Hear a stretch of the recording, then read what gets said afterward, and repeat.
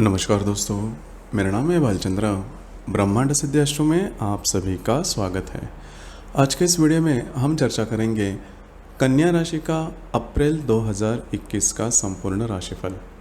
कैसे होंगे ग्रह योग, कैसे होंगे ग्रहों के राशांतर और वो आपके राशि पर किस प्रकार से परिणाम करने वाले हैं, कौन से निर्णय आपको लेने हैं, कौन से निर्णय आपको टालने हैं, सभी के बारे में चर्चा इस वीडियो में हम करने वाले हैं। अपना ये जो चैनल है ब्रह्मांड सिद्धि एस्ट्रो, इस चैनल पर मेष राशि से लेकर मीन राशि तक की जो सभी 12 राशियां हैं, इन सभी 12 राशियों का अप्रैल 2021 का राशिफल क्या होगा उसके संदर्भ में वीडियो अपलोड हो रहे हैं। आप उसका आनंद ज़रूर लीजिए। तो आज के इस वीडियो में हम चर्चा करेंगे कन्या राशि का अप्रैल 2021 का संपूर्ण राशिफल। शुरुआत करते हैं हम सूर्य से। सूर्य आपके सप्तम भाव में भ्रमण कर रहा है और दिनांक 14 तारीख के बाद यह आपके अष्टम भाव में स्वयं की उच्च राशि में मेष राशि में भ्रमण करेगा। और यह जो सूर्य है यह आपके राशि का अशुभ ग्रह है और वह अष्टम भाव में भ्रमण कर रहा है। तो दो तीन बातें हैं, उसके ऊपर थोड़ा सा ध्यान रखना ज़्यादा आवश्यक है। आपने देखा होगा कि पिछले करीबन 15-20 दिनों में आपके जो वैवाहिक जोड़ीदार है उनके सेहत के बारे में छोटे मोटे प्रॉब्लम या कॉम्प्लिकेशंस आ रहे हैं। तो वो करीबन 14-15 तारीख के बाद धीरे धीरे कम होते हुए नज़र आएंगे। दो तीन बातें उसके ऊपर थोड़ा सा ध्यान रखना ज़्यादा आवश्यक होगा। अगर आपने कहीं से लोन लिया है और वो लोन चुका नहीं पा रहे हो तो उसके संदर्भ में कुछ बातें या कॉम्प्लिकेशंस उभर कर सामने आ सकते हैं। लेकिन और एक बात है, यह जो रवि है यह आपको इजी मनी दे सकता है। मतलब इजी मनी मतलब जिसके बारे में आपने कभी सोचा नहीं था, ऐसे लाभ, अनएक्सपेक्टेड लाभ जिसके बारे में आपने कभी सोचा नहीं था, उस वैसे लाभ आपको ये जो रवि का भ्रमण है वो करीबन 15 तारीख के बाद दे सकता है। इसके बाद हम चर्चा करेंगे मंगल ग्रह के बारे में। मंगल जो ग्रह है ये मंगल ग्रह आपके भाग्य भाव में भ्रमण कर रहा है और दिनांक 14 तारीख के बाद ये मंगल ग्रह आपके दशम भाव में भ्रमण करेगा। यह मंगल ग्रह आपका तृतीयेश भी है और आपका अष्टमेश भी है और वह दशम स्थान में स्वयं के शत्रु राशि में भ्रमण करेगा। तो यहाँ पर दो तीन बातें ध्यान में रखना काफ़ी ज़्यादा आवश्यक है। जहाँ पर आप काम करते हो, नौकरी करते हो या फिर व्यवसाय करते हो, वहाँ पर के जो सहकर्मी होंगे उनके साथ आपकी अनबन हो सकती है या फिर उनके साथ कुछ ऑफिस पॉलिटिक्स जो बातें हैं वो उभर कर सामने आ सकती है। उसी प्रकार आपको अपने सेहत के ऊपर भी ध्यान देना ज़्यादा आवश्यक होगा। तो ये दो तीन बातें हैं, उसके ऊपर अमल करना आपके लिए काफ़ी ज़्यादा महत्वपूर्ण साबित होगा। इसके बाद हम चर्चा करेंगे बुध ग्रह के बारे में। बुध जो ग्रह है ये आपके राशि का स्वामी भी है, सप्तम भाव में चल रहा है और दिनांक 11 तारीख के बाद यह बुध ग्रह आपके अष्टम भाव में शत्रु राशि में भ्रमण करेगा।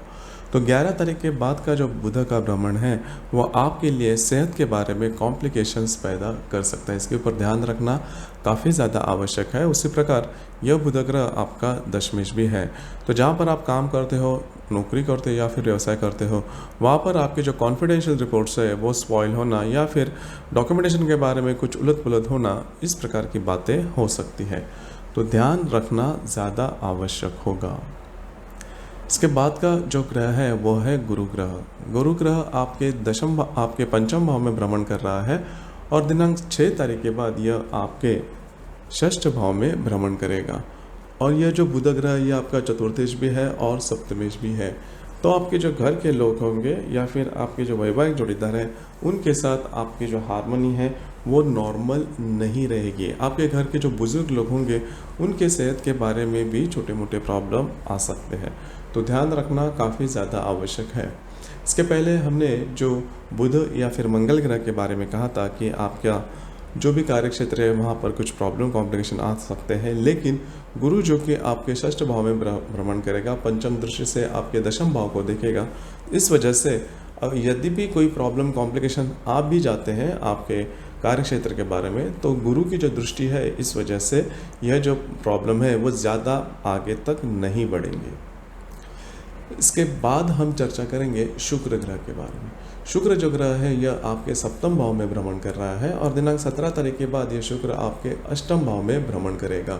यह शुक्र आपका भाग्येश भी है और द्वितीयेश भी है और सबसे महत्वपूर्ण शुभ ग्रह है आपके लिए। तो अभी तक आपने देखा होगा कि आपके जो वैवाहिक जोड़ीदार हैं उनसे आपकी जो हार्मनी है वो काफ़ी अच्छी देखी जा रही थी, लेकिन जैसे ही ये शुभ ग्रह आपके अष्टम भाव में जाए, जैसे ही भ्रमण करेगा 17-18 तारीख के बाद, तो जो भी अगर आप किसी बड़े प्रकल्प पे बड़े काम पर काम कर रहे हैं तो वह काम उसमें थोड़े बहुत प्रॉब्लम्स वगैरह आ सकते हैं या फिर कॉम्प्लिकेशंस वगैरह आ सकते हैं। पैसे के मामले में अगर देखा जाए तो इजी मनी ये जो शुक्र है वो आपको देने की संभावना काफ़ी ज़्यादा बनती है। अगर आपका विवाह हुआ है तो आपके जो इन लॉज होंगे उनसे भी आपको कुछ अच्छे लाभ वगैरह मिल सकते हैं। इसके बाद हम चर्चा करेंगे शनि के बारे में। शनि जो ग्रह है ये आपके पंचम भाव में स्वयं के राशि में भ्रमण कर रहा है और आपके राशि के लिए ये शुभ ग्रह भी है। अभी तक आपने देखा होगा कि बहुत से ऐसे ग्रह हैं जो उनके जो भ्रमण है वो आपके लिए इतने महत्वपूर्ण नहीं हो रहे हैं, अशुभ फलदायी हो रहे हैं, लेकिन शनि आपके पंचम भाव में स्वयं के राशि में भ्रमण करते हुए यह आपके बाकी सभी जो बातें हैं उसको ज़्यादा एक्सट्रीम तक जाने नहीं देगा। तो शनि का जो भ्रमण है आपके लिए काफ़ी ज़्यादा महत्वपूर्ण और शुभ फलदायी होगा। उसी प्रकार राहु और केतु के बारे में अगर देखा जाए तो राहु आपके भाग्य भाव में भ्रमण कर रहा है, केतु आपके तृतीय भाव में भ्रमण कर रहा है, लेकिन राहु और केतु के साथ किसी अन्य ग्रह के महत्वपूर्ण योग न होने के कारण इसके जो परिणाम हैं वो आपको नहीं मिलेंगे। अब हम चर्चा करेंगे ग्रह योगों के बारे में। ग्रह योगों के बारे में अगर कहा जाए तो उसके जो परिणाम होते हैं वो 3-4 दिनों तक मिलते हैं, लेकिन विशिष्ट क्षेत्र में इसके जो परिणाम हैं वो अनुभव में आते ही है। तो सबसे पहले हम चर्चा करेंगे मंगल और नेपच्यून का केंद्र योग होने जा रहा है। मंगल जो कि आपके भाग्य भाव में है, उसके साथ आपके षष्ठ भाव का जो नेपच्यून है वो केंद्र योग करने जा रहा है। पहले सबसे महत्वपूर्ण बात, अपने सेहत के ऊपर ध्यान रखना काफ़ी ज़्यादा आवश्यक होगा। डॉक्यूमेंटेशन के बारे में अगर कोई बातें हैं, अगर आपको सफ़र पर निकलना है तो जिस वजह से आप सफ़र पर जा रहे हो वो पूरे होने की संभावना थोड़ी कम दिखाई देती है, तो ये जो कालावधि है ये कालावधि थोड़ा ध्यान में रखना। इसके बाद हम चर्चा करेंगे मंगल और गुरु का त्रिकोण योग होने जा रहा है। मंगल जो कि आपके भाग्य भाव आपके दशम भाव में है, उसके साथ आपके षष्ठ भाव का जो गुरु है वह नवा पंचम योग यानी कि त्रिकोण योग करने जा रहा है और इस योग का जो कालावधि है वह कालावधि 16, 17, 18 तारीख को देखा जाएगा। अब यह जो ग्रह योग है वह शुभ परिणामी है, इस वजह से जहाँ पर आप काम करते हो, नौकरी करते हो या फिर व्यवसाय करते हो, वहाँ पर आपके काम की सराहना हो सकती है। उसी प्रकार जो कन्या राशि के व्यक्ति जॉबलेस हैं, जिनको जॉब नहीं मिल रही है, उनके लिए भी ये जो ग्रह योग है वह शुभ फलदायी हो सकता है। इसके बाद हम चर्चा करेंगे रवि और बुध की युति। रवि और बुध की युति भी होने जा रही है और यह युति आपके अष्टम भाव में होने जा रही है। उसका जो कालावधि होगा वह 18, 19 और 20 तारीख को होगा। यद्यपि बुध ग्रह आपके राशि का स्वामी है, लेकिन वह शत्रु राशि में अष्टम भाव में भ्रमण करेगा, तो यह जो कालावधि है वो आपके लिए सेहत के बारे में प्रॉब्लम्स लेके आ सकते हैं। तो ध्यान रखिए, जहाँ पर आप काम करते हो, नौकरी करते हो, व्यवसाय करते हो, वहाँ पर की जो परिस्थितियाँ हैं वो भी थोड़ी अलग थलग हो सकती हैं। उसी प्रकार शुक्र और हर्षल की युति होने जा रही है आपके अष्टम भाव में। शुक्र जो कि आपका भाग्येश भी है और आपका द्वितीयेश भी है।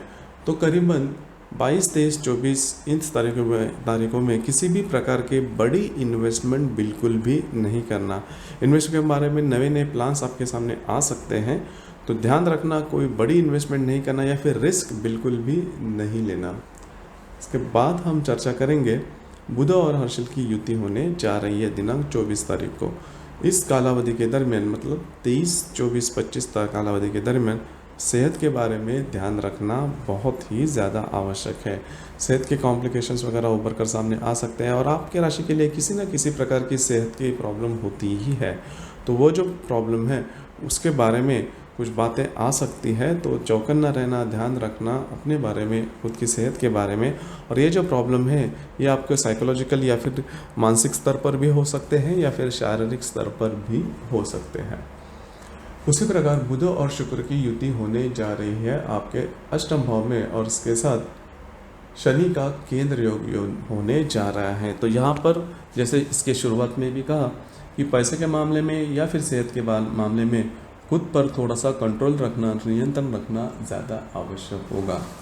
उसी प्रकार दिनांक 30 तारीख को रवि और बुध की युति होने जा रही है आपके अष्टम भाव में। इसका जो कालावधि होगा, इसका जो प्रभाव देखा जाएगा वह 29, 30 और मई के 1 तारीख के दरमियान ज़्यादातर देखा जाएगा। तो जहां अगर आपने यहीं से कर्जा वगैरह लिया है और वो आप चुका नहीं पा रहे हैं, तो इस तारीख के दरमियान वो जो बातें हैं वो ज़्यादा उभर कर सामने आ सकती हैं। तो थोड़ा सा ध्यान रखना, खुद पर नियंत्रण रखना ज़्यादा आवश्यक होगा। उसी प्रकार इस महीने की जो अमावस है वो 12 अप्रैल को है मेष राशि में, और जो पूर्णिमा है वो 27 अप्रैल को है। पूर्णिमा जो है वह उसे हनुमान जयंती के नाम पर भी जाना जाता है। तो अमावस और पूर्णिमा ये जो 2 दिन हैं बहुत ज़्यादा महत्वपूर्ण है। इन 2 दिनों के दरमियान किसी भी प्रकार के बड़े निर्णय नहीं लेना, क्योंकि इन 2 दिनों के दरमियान सूर्य और चंद्रमा का जो आकर्षण होता है पृथ्वी के प्रति वो बहुत ज़्यादा पाया जाता है, जिसकी वजह से हम ज़्यादा इमोशनल हो जाते हैं और अगर आप भावना विवश होते हो तो आपके जो निर्णय हैं वो चूकने की संभावना काफ़ी ज़्यादा बनती है। तो 12 तारीख और 27 तारीख, इन 2 तारीखों के दरमियान किसी भी प्रकार के बड़े निर्णय या फिर बड़ी कमिटमेंट या फिर इन्वेस्टमेंट के बारे में कोई भी जो डिसीज़न है वो बिल्कुल भी नहीं लेना। तो दोस्तों, ये था कन्या राशि का अप्रैल 2021 का संपूर्ण राशिफल। आपको ये राशिफल कैसे लगा, आपने किस तरह से अनुभव किया, नीचे कमेंट बॉक्स में ज़रूर कमेंट करना। और अपना ये जो चैनल है ब्रह्मांड सिद्धि एस्ट्रो, इसे भी लाइक, शेयर और सब्सक्राइब ज़रूर करना। धन्यवाद।